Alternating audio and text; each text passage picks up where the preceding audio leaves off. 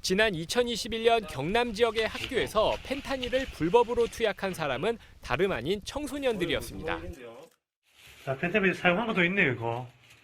본인 이거 뭐 왜 처음 왜 두고 있어요, 이거를 지금? 더 심각한 문제는 최근 마약 중독이 10대 사이에서 급증했다는 겁니다. 19세 이하 마약류 사범은 지난해 481명으로 지난 2013년과 비교하면 8배 이상 증가했습니다. 마약은 15세부터 20세 사이에 성숙해지는 전두엽 성장을 방해하기 때문에 어린 나이일수록 치명적입니다.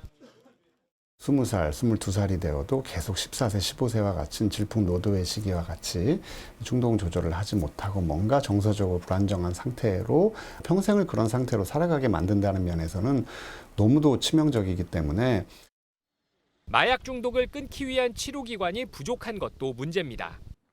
한 해 평균 발생하는 마약 사범은 15,000명에서 17,000명 수준인데 치료기관에서 마약 치료를 받는 사람은 250명에서 300명 수준으로 극히 적습니다.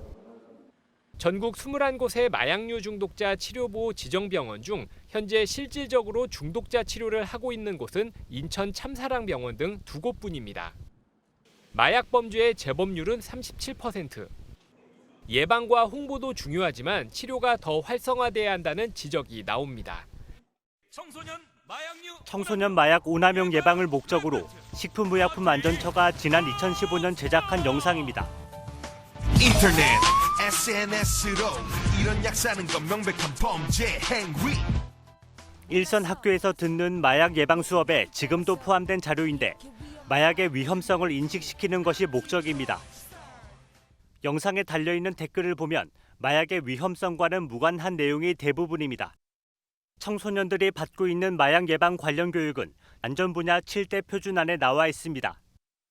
올해는 신규 위험 요인을 다루고 학생용 활동 중심으로 개편했다지만 빽빽한 전문 용어는 수험서를 방불케 합니다. 학교에서 좀 영상만 그냥 마약이 이런 거에 좀 안 좋다 그거 영상만 띄워주고 좀 정작 애들은 그런 거 집중을 잘 안 하고 그냥 뭐 딴 거 하고. 최근 3년간 중고등학교의 예방교육 이수율은 99% 가까이 되는데도 청소년 마약 범죄는 급증했습니다.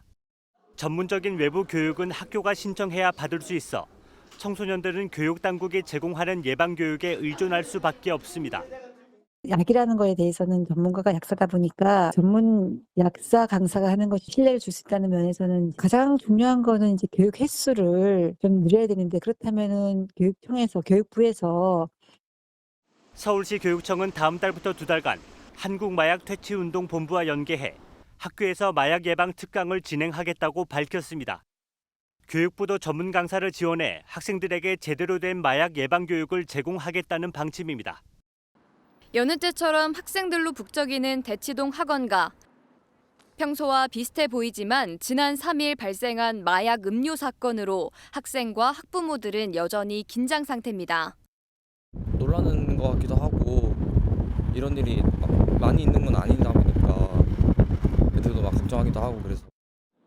특히 자녀에게 괜한 낙인이 찍히거나 경찰 조사를 받느라 시간적, 정신적 피해를 볼까 봐 신고를 망설이는 부모들도 상당수 있는 것으로 알려졌습니다.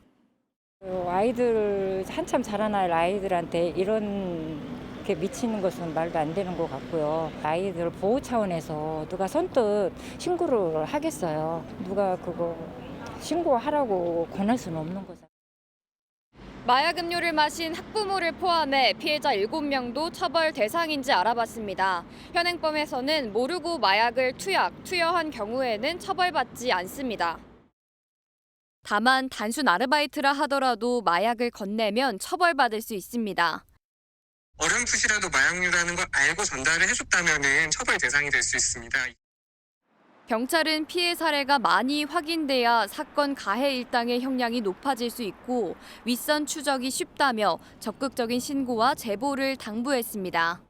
경찰이 지난 3일 서울 강남 학원가에 퍼진 마약 음료의 유입 경로 추적에 수사력을 집중하고 있습니다.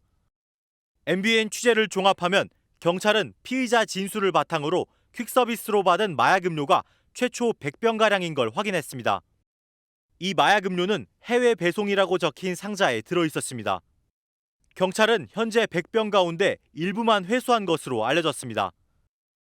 경찰에 접수된 피해 신고는 6건에 불과하지만 마약 음료를 직접 마시지 않았어도 이미 상당수가 퍼져 있다는 설명입니다. 그러지요. 저 한참 크는 애들한테다 그런 걸 먹인다는 게 말이 돼. 그러니까 뽑아야지요, 당연히.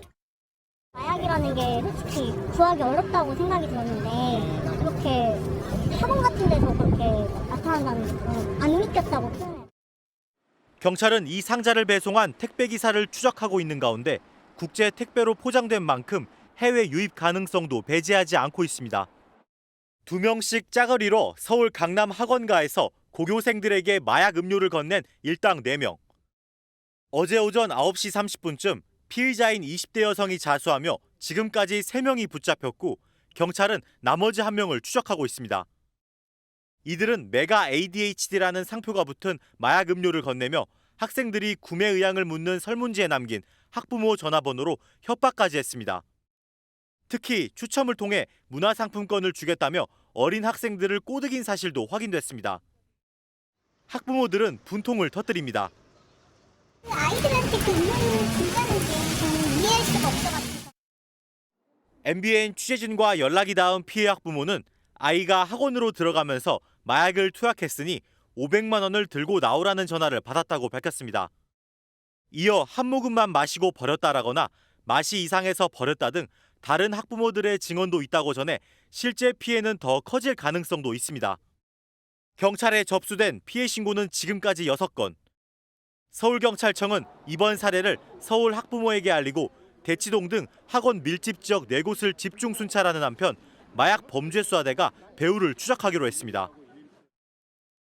메가 ADHD. 검거된 일당이 학생들에게 건넨 음료수병엔 기억력 상승, 집중력 강화라는 문구가 써 있습니다. 뒷면엔 비타민 B1인 티아민 질산염, 혈액 응고 방지 약물인 시트르산 나트륨 등 실제 의약품에 들어가는 성분까지 써놨습니다. 거기에 누구나 알만한 대형 제약사 이름까지 적어놓으면서 일당은 마치 실제로 개발된 약처럼 보이는 치밀함을 보였습니다.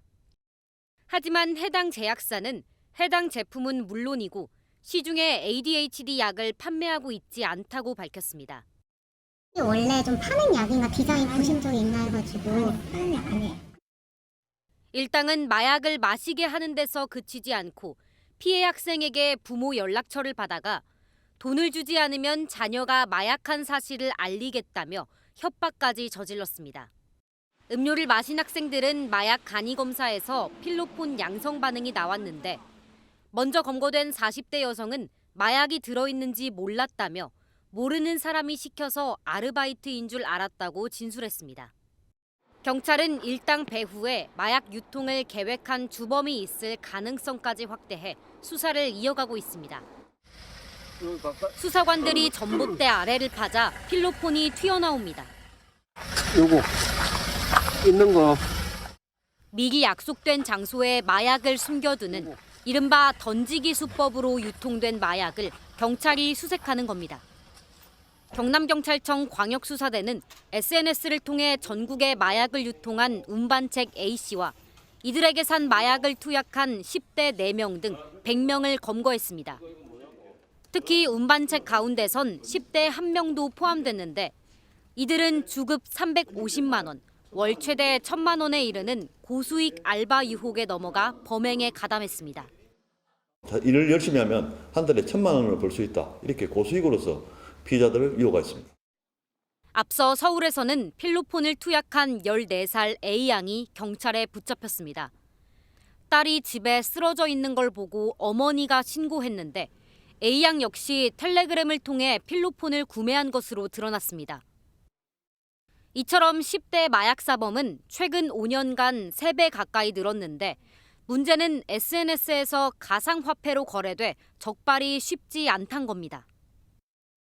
대금 지급 방식도 전자지갑 같은 걸 이용하는 텔레그램 마약방 같은 데서 거래를 하면은 수사기관의 추적을 따돌리기 위한 방법까지 다 안내를 해줘요. 경찰은 A양을 마약류 관리법 위반 혐의로 불구속 입건하고 판매자에 대해 수사를 이어가고 있습니다.